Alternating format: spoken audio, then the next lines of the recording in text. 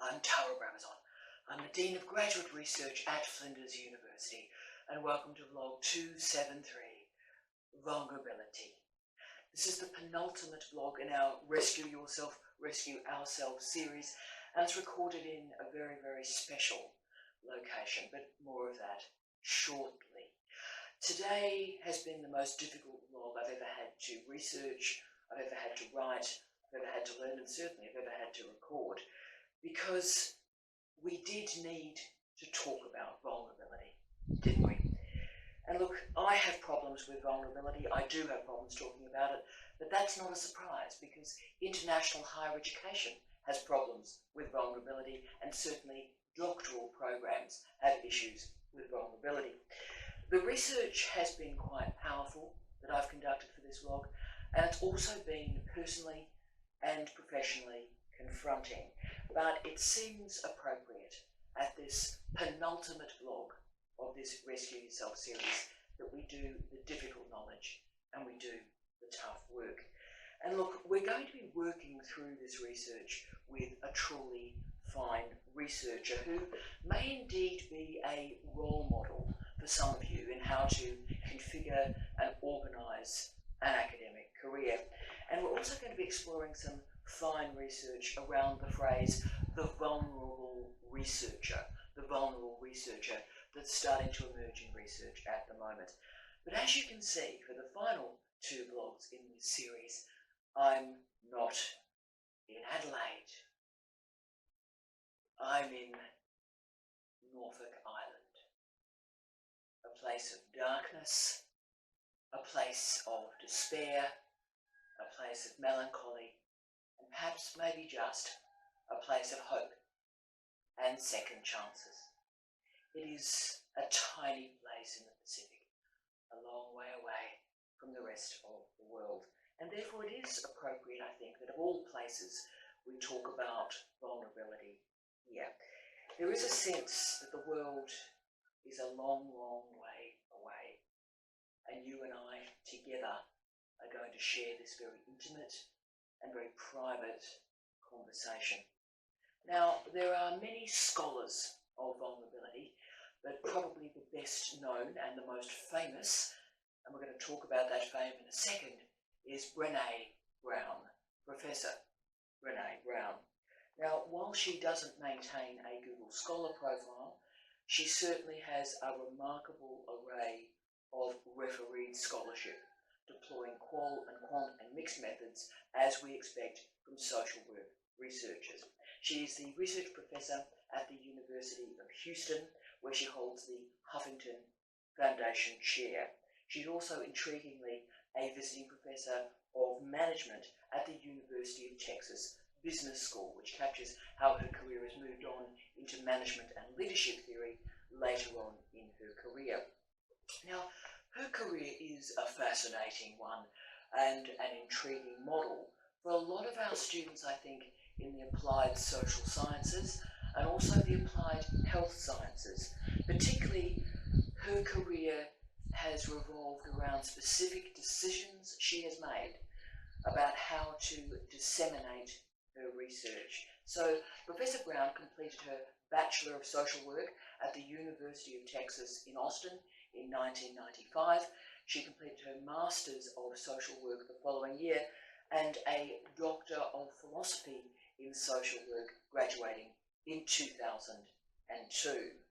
She's published an array of very, very strong refereed articles. I've read her career in preparation for this vlog, and there are some remarkable qual-quant studies there.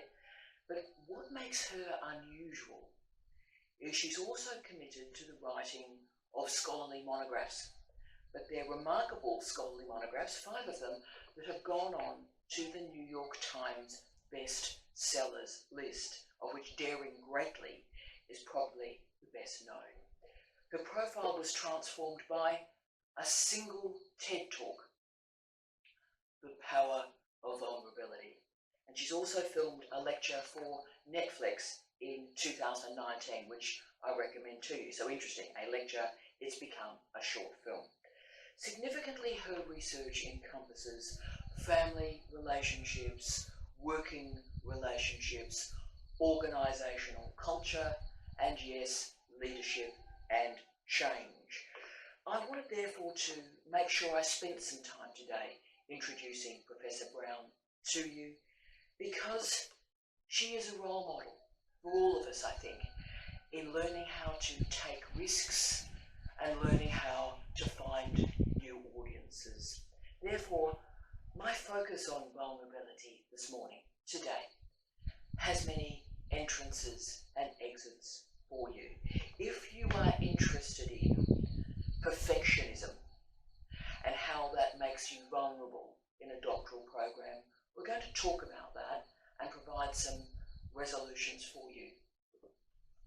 But if you are today lost in a bit of self-loathing, a bit of self-hatred, you really hate yourself, and you want to try and find a way out, then today might provide some options for you as well. But also, for everyone else who's doing pretty good, that's great. For everybody else, this is a very interesting vlog to think about, if you will, Antonio Gramsci's notion of the organic intellectual and how we disseminate research in an unusual and different way. So she's also, Professor Brown is also an outstanding teacher. She's won a series of teaching awards for social work, and she's supervised many graduate students, just like you, in grounded theory.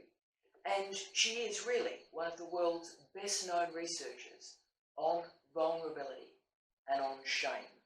So yes, she does take the critique that her work is merely self-help.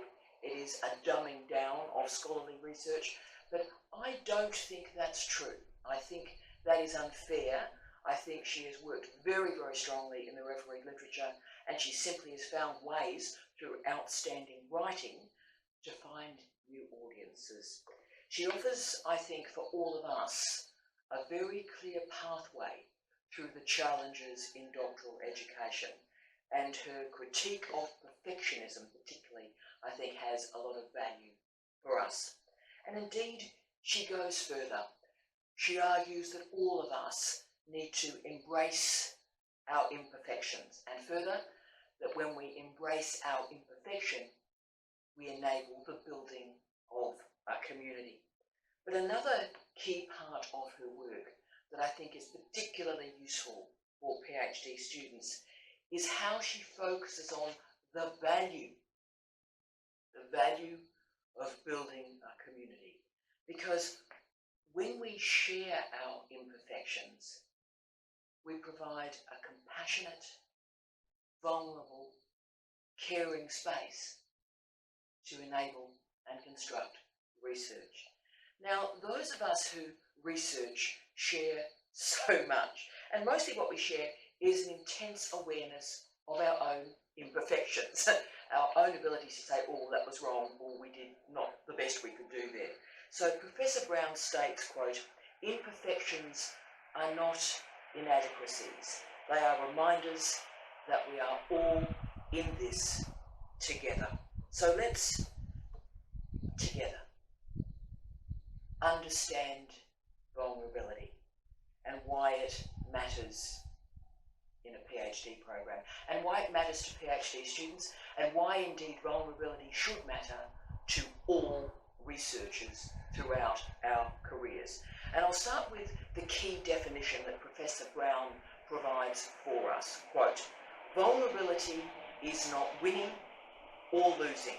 It's having the courage to show up and to be seen when we have no control over the outcome. Now, if you think about, end of quote.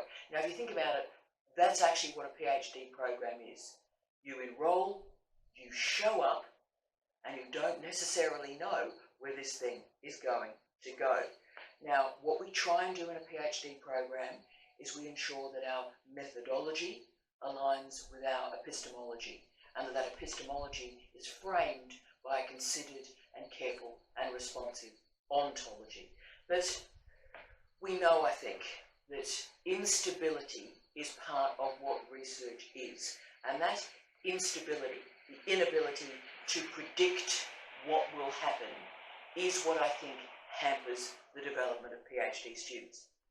And remember, this is a very serious issue. Only 1% of PhD students actually fail their degree. But in many national systems, 50% of PhD students are tripped from their program. So in other words, they leave without ever presenting a thesis for graduation and examination. So therefore, you can see the impact of vulnerability on PhD students. It takes courage to show up when you don't know what's going to happen. And that vulnerability, I think, is what creates the fear that we are just not good enough. And this is a huge problem in doctoral programs, but I would also argue this is a huge problem in universities. Universities are tough, ruthless, and nasty places. And you know what? They don't have to be. But what we're in a situation, what our institution is doing now, is it's hyper-competitive. It's competitive for funding, it's competitive for jobs, it's competitive for every single grant and prize and award that you could be going for. And look, it may seem absolutely antithetical to talk about vulnerability in such a ruthless, tough, and nasty system. And I absolutely understand that. I get that. And look, there's no doubt that I've spent the bulk of my academic career not showing vulnerability, right? And if you do, you're in trouble, I've always thought. If you show pain or disquiet or doubt, people will kick you while you're down. You'll be slammed, you'll be ignored, you'll be laughed at, you'll be marginalised. And what this signifies really is that emotions in our university, except anger, and we'll come back to that in a second, emotions in our university are ridiculed and they are excluded. Now anger gets results in our universities. If someone's angry, they become the squeaky wheel and they're able to get results. And the Roosters agree with me. And the reason for this, I think, is emotions except for anger make academics uncomfortable. So remember that this discomfort actually has an epistemological foundation. The nature of research methods assumes that our research is repeatable, transparent, and rigorous. And all of that is incredibly important, all important. But these epistemologies and methodologies can spill over into an incredibly unproductive, and I would argue dangerous, ontology. Let me explain. Now, ontology, for those who came in late, refers to the things or the objects that exist in space and the relationship between them. Put another way, ontology is your understanding of reality. And the reality in our universities is that methodological rigour can spill so quickly and so easily into simplistic statements about objectivity and about the empirical. So, put another way, the ontology of academic research, with its focus on methodology, research questions, and yes, repeatability, organises our world into categories: the real and the imagined, believable and bizarre, objective and subjective, and of course, the challenging one, here we go, rigour and emotion. And that is why emotion, passion, excitement, subjectivity is so excluded from higher education, because it is ontologically antithetical from empirical research. Also, you'll notice that the focus on empirical and dispassionate research spills over so easily into the empirical and dispassionate researcher. So if you're doing empirical research, then you have to be an empirical researcher. Now, you know what? You know what? You can be a decent, ethical, compassionate, laughing, dancing person and still produce rigorous and considered research. Now, we know, don't we? Don't we know that passionate, exciting, enthusiastic responses to research, they don't block rigour, they don't block considered thinking. Indeed, excitement can propel people, can motivate people to achieve great things. But you can now see, I think, in methodological and ontological terms, why emotion, particularly, and also vulnerability, are so excluded from our higher education systems. This emotion renders us vulnerable in response to our research. So great researchers supposedly exhibit gravitas. They are serious. And that gravitas supposedly is a marinade for significant research. Now, this is obviously absolute nonsense, but it's nonsense that shows power and longevity. It's perpetuated also, and let's be real here, it's perpetuated by a particular model of leadership in our universities. And the model of leadership in our universities is found in particular disciplines, particular types of research, particular methods, and also particular career trajectories. Now, I have been socialised into this system. I really get it. I entered a master's degree, research master's degree in 1992, and I had my first academic job in 1994.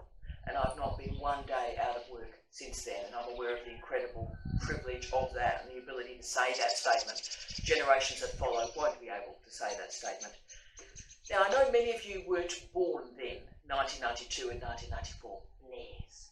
But look, I've worked through those years never having admitted weakness, knowing that you can't show emotion. And I've followed the Bogan respect. I've followed the Bogan t-shirt slogan through my life. Toughen up, princess. Toughen up, princess. And it was, and look, it is tough for women to be women in universities. In fact, we can't really be women in universities. We have to be sort of a full bloke in our universities. Can I say for blokes? Blokes have to be a particular sort of bloke in our universities. And as for our remarkable colleagues in the trans community, we have so much work left to do about consciousness and agency and choice and visibility. We've got work to do there. But it gets worse, doesn't it? Because it's tough for our colleagues in the humanities and the social sciences to actually live and breathe and survive in our universities, because the normative, recognised research is the experimental sciences and medical sciences. So you can see what's happening here. The overwhelming majority of people and disciplines in our university are never centred in university life. They're always compared to other people and other disciplines and found to be lacking, found to be wanting. Most of us are always being compared to what we are not. And that is the recipe for fear, for confusion, and yes, for profound vulnerability. So to survive in this educational workplace, to survive in this type of organisational culture where you're never centred, where you're never good enough, and look, it creates some seriously weird behaviour. And look, we see a lot of incredibly weird behaviour in universities because of this. So to survive in these sort of environments, you've got to be tough. You've got to be strong, toughen up, princess, right? And I've done that throughout my career. I have. I've been tough, and I've been strong, and I've moved forward with clarity and boldness. And look, I had goals. James, I had goals when I was as young as our youngest PhD students. When I was 21, 22, 23, I had some clear goals. What I wanted was just to be in stable work. I wanted stable work. I wanted to be a good teacher if I could. I wanted to produce good quality research that was able to move out into the community and make a difference. That's all I wanted in life. And that has been my life's work. And it's given me incredible pleasure. But then, you know what? As happens to all of us, stuff started to go wrong. Life sent some shocking reminders that strength and toughening up just don't cut it. So stuff, serious stuff, started to go wrong for me, as it does for all of us. So I took a job that I believed in passionately. I moved from a great job, I moved countries, it was everything. I changed my life for this job. And it was a catastrophic mistake. It was, when I arrived, an alcohol-fueled, staff would be in the bar when it opened at 11 a.m. It was an alcohol-fueled, angry place that simply had a leadership vacuum. And one of my colleagues killed himself in response to this appalling leadership culture. Now, that was my mistake. That was my mistake. It was my decision. And I couldn't pretty that up. I couldn't make excuses. It was a catastrophic mistake. And it had profound consequences for me and profound consequences for the people I care about in my life. Remember, all I wanted was a stable life and a stable career. But from that single mistake, I would never have stability ever again. And then, of course,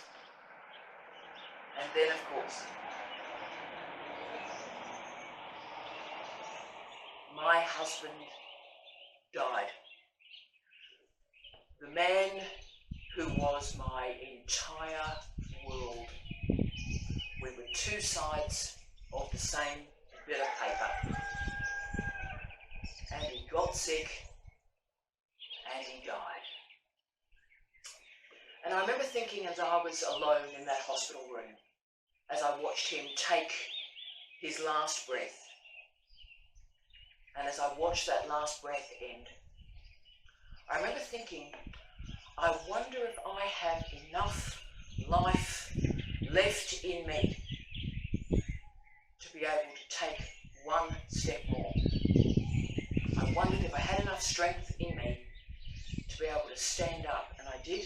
I stood up, and I walked back to a car, carrying nothing but a dead man's wallet, keys, and watch.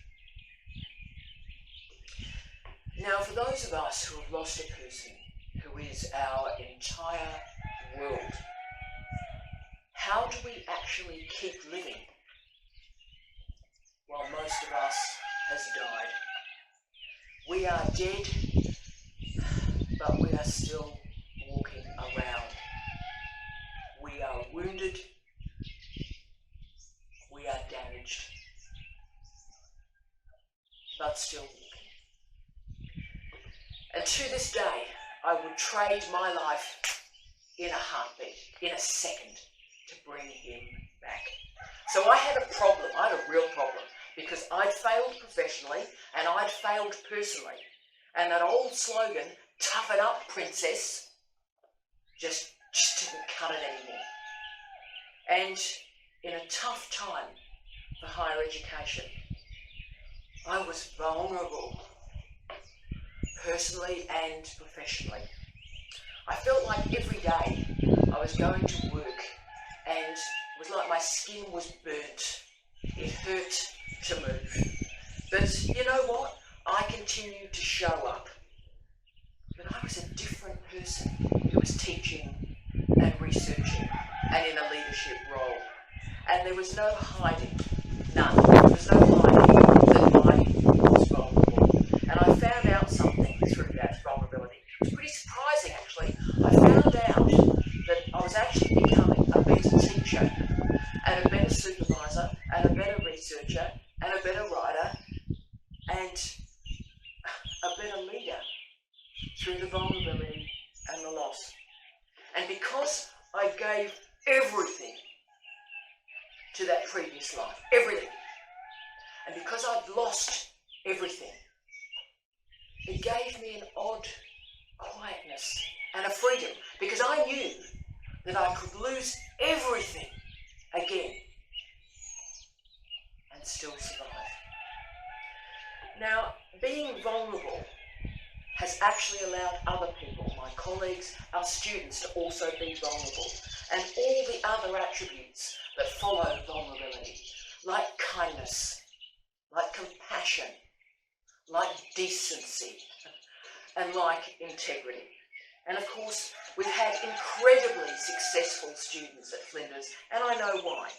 Our students are remarkable because we've given our students the space to be vulnerable, to be themselves, to take risks and share their stories and know that in the sharing they will be respected and cared for. And if they fall, they will be helped to come on and continue. So I had to find new and better ways of being a dean and occupying a leadership role while, if you will, not being strong. And through this weakness, through this profound vulnerability, new opportunities emerged, including unbelievably a new and remarkable relationship. A new and remarkable man entered my life, and perhaps that was the most courage I've ever had to show in a lifetime, because I know the pain of losing someone that you love more than life. I know that pain. And the idea that I had to find the courage to go again and go differently, to give everything of myself again, even knowing how it might end, and what a gift that has been.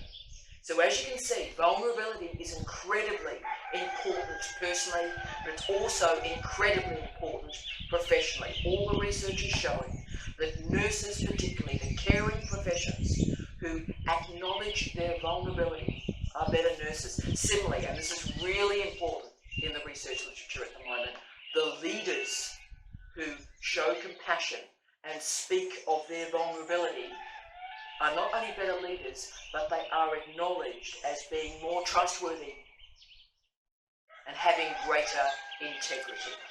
Now, this takes a lot of courage to move through life like this. I'm not going to pull any punches today. This takes courage. Because being tough, being resolute, shields us. We're able to move through life and not feel too much of any kind. We are protected, and we never have to share our secrets. We're able to hide our weaknesses. But if you decide to be vulnerable, you're going to be moving through the world less protected. And you know what? You will hurt more. And you may not be ready for this. I'm aware that this is a very challenging series of ideas we're offering today. And you might be saying, look, I need to stay with my shield. But it's not a binary opposition. It's not a matter of strength versus vulnerability or being staunch versus feeling the fear and doing it anyway. That's not what we're talking about today. What I want you to think about, what I want us to talk about, is how we maybe all take those first steps in vulnerability. Every day, just make slightly different decisions and see how that changes your life as a researcher, as a scholar, and how, you know what, it might actually change our universities. And let's be honest, let's be really honest here. Our universities need to change. If they're going to survive, they need to change. So for the rest of the blog, I'm going to move through, with friends, 10 quick strategies for you to consider. Today, if vulnerability can add something meaningful to your life. So let's do it. Tip number 1, you move from protection to learning mode. Now, it is easier to cause pain than to ease pain. And I would argue our institutions are very interested in causing people pain and discomfort rather than easing discomfort. And it's very easy to offload your pain and your anger and your profound sadness rather than actually confronting it, managing it and contextualizing it. We all do that. Our pain, our anger gets so much that we offload it rather than try and deal with it. So the goal in academic life, though, is to try and change the narrative a bit. We are scholars. We are in the learning business. We are interested in learning. Now, we don't need to protect what we know and shield it from others. The point of research is to learn and think and create and then disseminate it widely. Share what we know. So therefore, learn, don't protect. Read and think rather than protect and blame. Learning is everything. And you know what? What if success in a PhD program was not about completing a thesis and having it examined?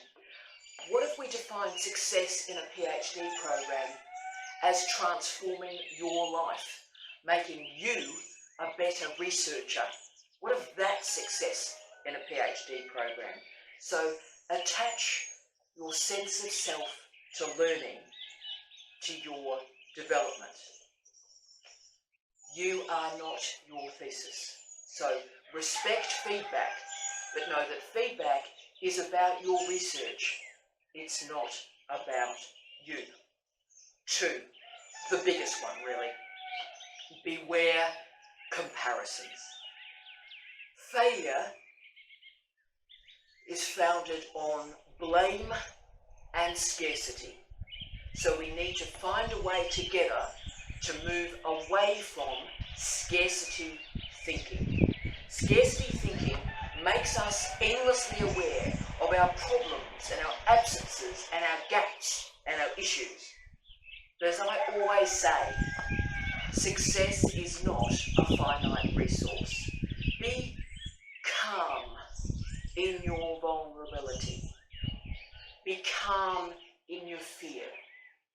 Be calm in your lack. Vulnerability turns toxic only when it leads to comparisons. That is, comparisons with others. Comparisons are, of course, self-defeating. They emerge from a culture of blame and finger-pointing. And I would argue the disengagement that emerges through comparisons, because while you're looking at what somebody else is doing, you're not actually doing the research work you need to do in scholarship. So comparisons allow you to sit in fear. Vulnerability allows you to feel the fear and do it anyway. 3, failure is feedback. Failure is feedback. Now, so many of the consequences and the weird emotional states that exist in our universities occur through a fear of failing. Failing is like an emotional checklist of our vulnerabilities and our liabilities. But actually, failure is not that. Failure is simply feedback. But of course, there is not a culture of equivalence in feedback. Not all feedback is equal. Now, if some hashtag random on Twitter or on YouTube says really terrible things about you, do not give that critique a second thought. That's not feedback. My definition of feedback is, if you're not prepared to put your name to it, then it's not meaningful feedback. So if some random on Twitter says something terrible, ignore it.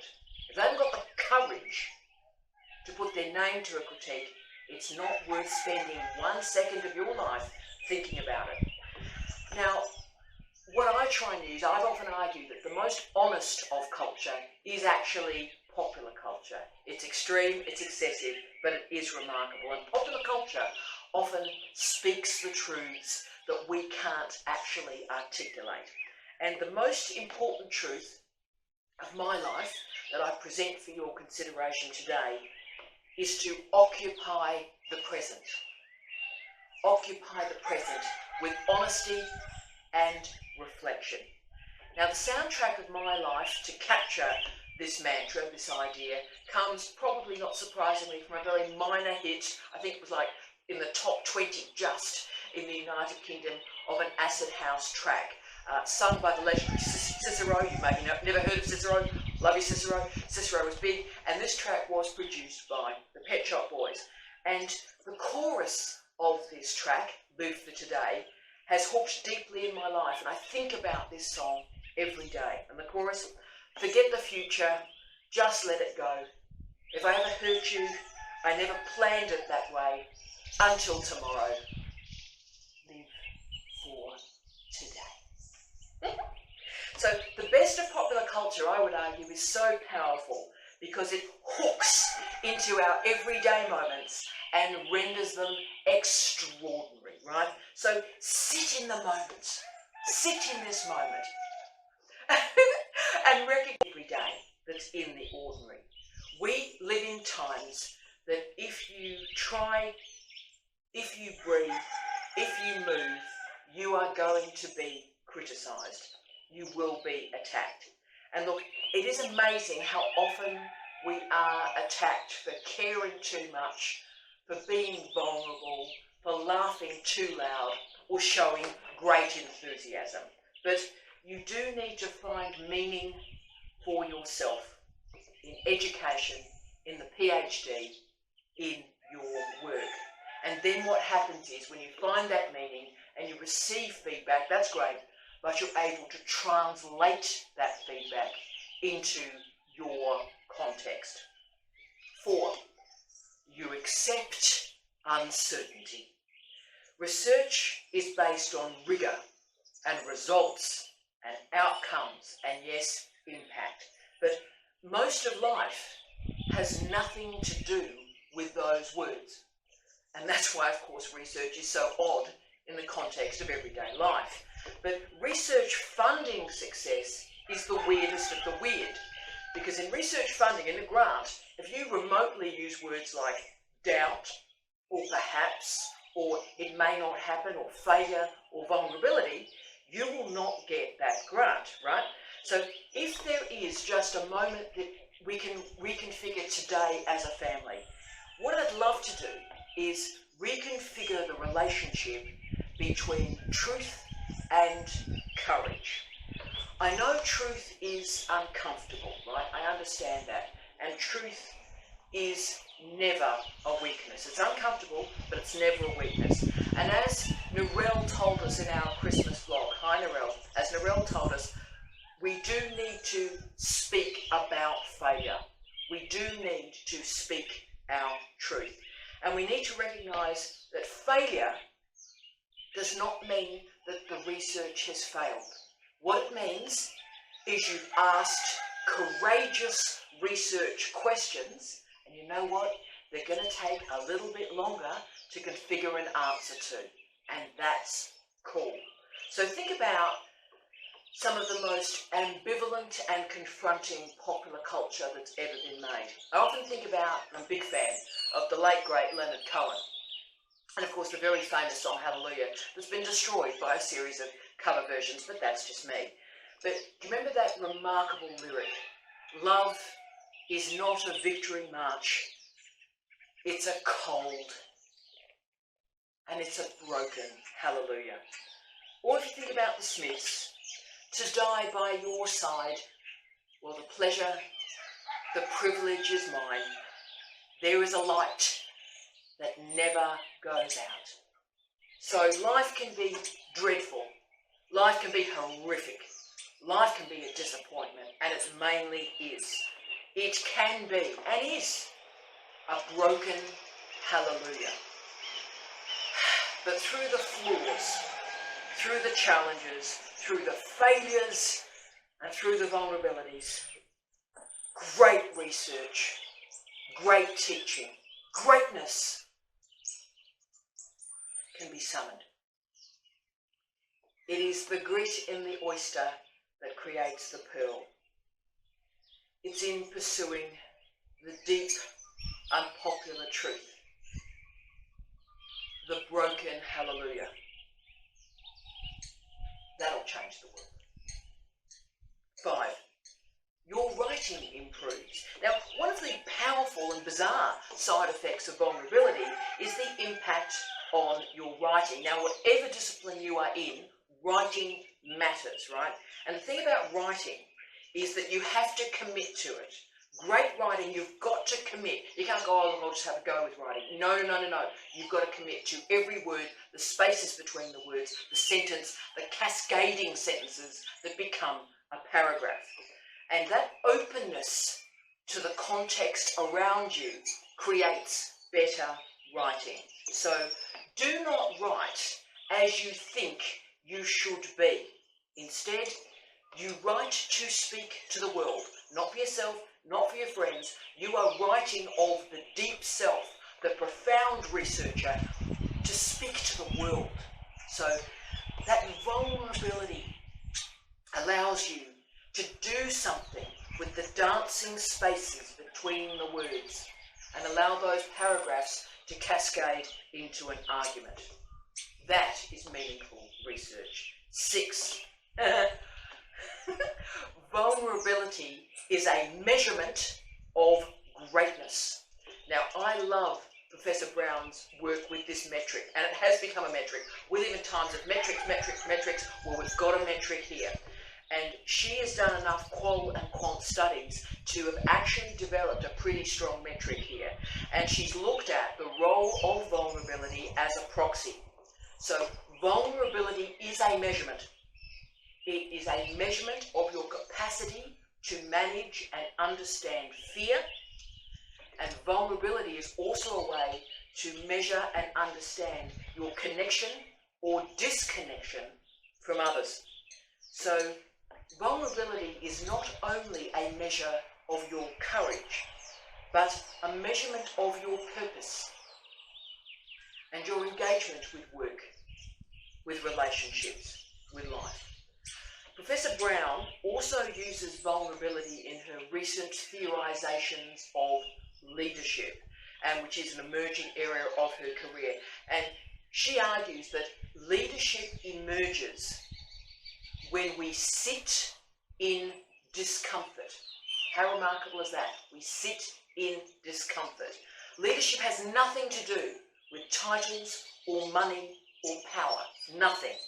Leadership emerges for you today, when you make a decision to sit in discomfort and challenge all the assumptions that we take for granted. 7. Be seen. Occupy space.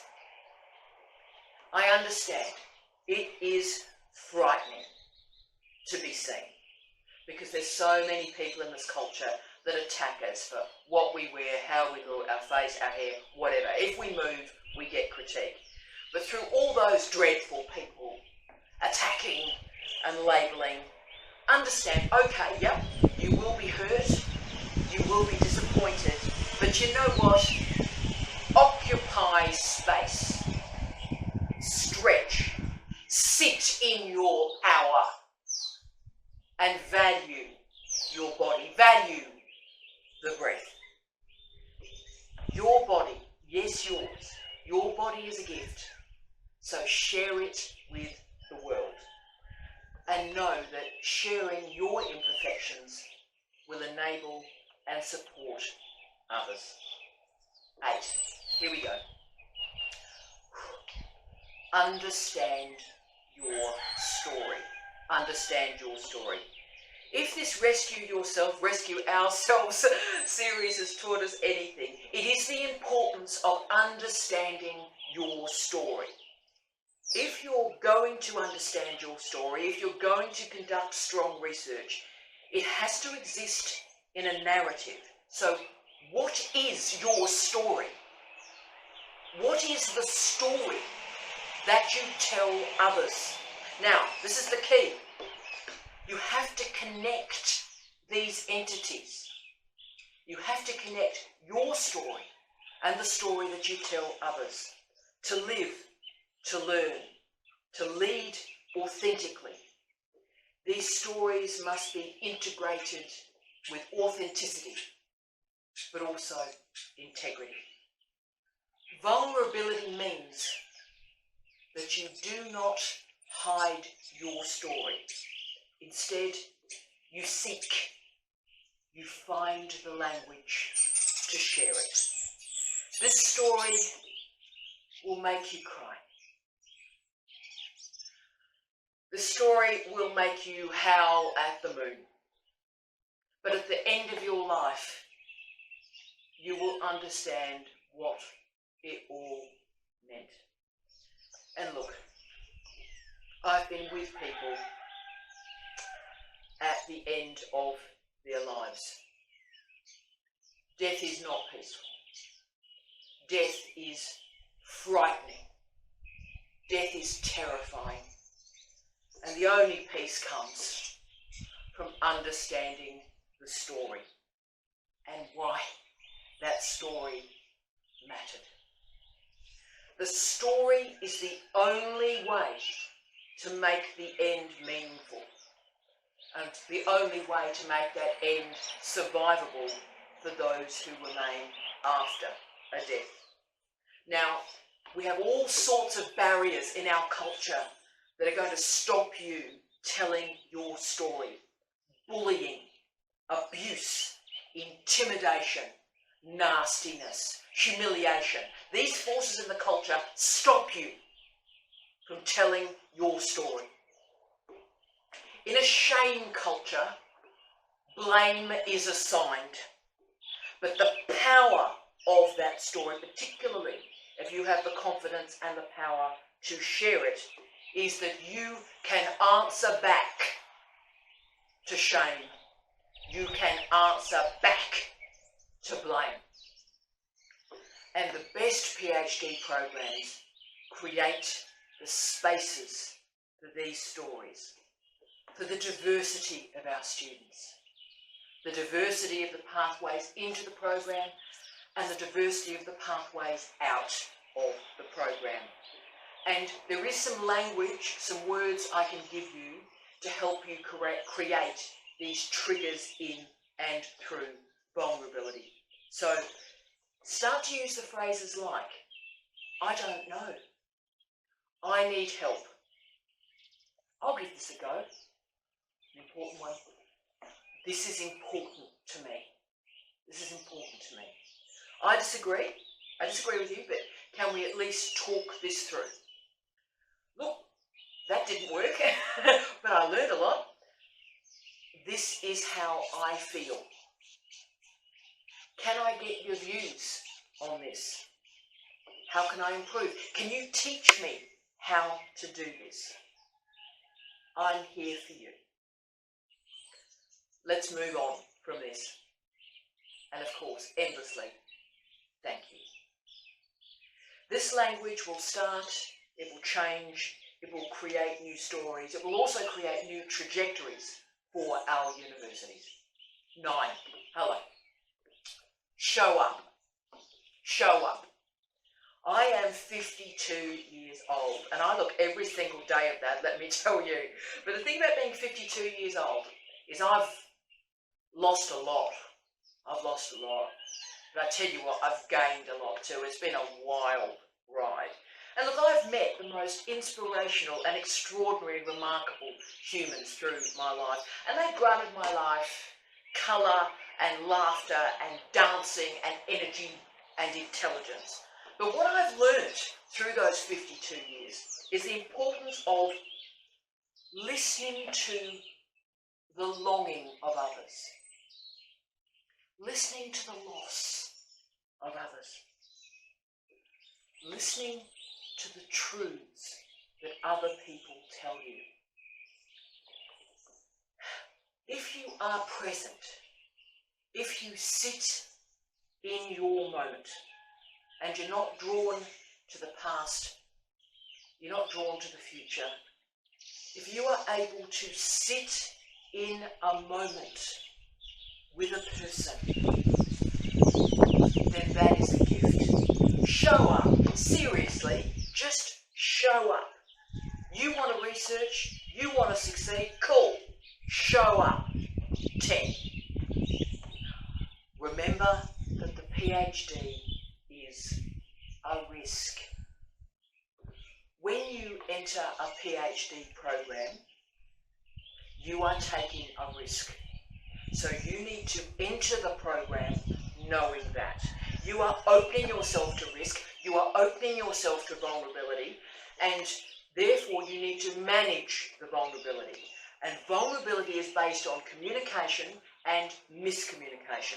Communication requires the building of trust, but it also requires the building of boundaries. So vulnerability is based on boundaries, and only those who have earned the right to hear your story deserve your trust and deserve to share your vulnerability. And of course, this is why the student and the supervisor relationship is so crucial, but it's why people get it wrong so often.